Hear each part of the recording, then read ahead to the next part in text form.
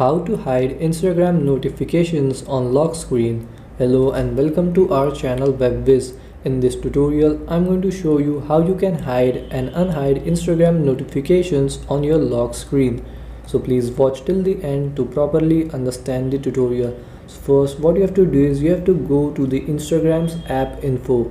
So if you are on Android, to go to Instagram's app info, quickly press and hold the Instagram's app icon, and then here you will see this I button. Tap on it.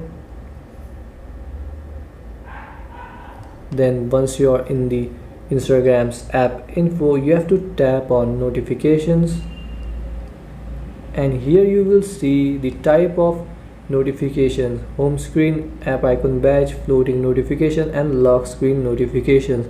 And here is also notification method. So if you don't want to hide notifications entirely from lock screen, tap here, display notification details on lock screen, and here you will get the option to always, after a successful facial recognition, on never. So if you don't want to hide entirely from lock screen, you can select this after a successful facial recognition, and Instagram notifications will be shown after a successful facial recognition. But if you want to hide entirely, you can just tap on never, or you can just unselect this.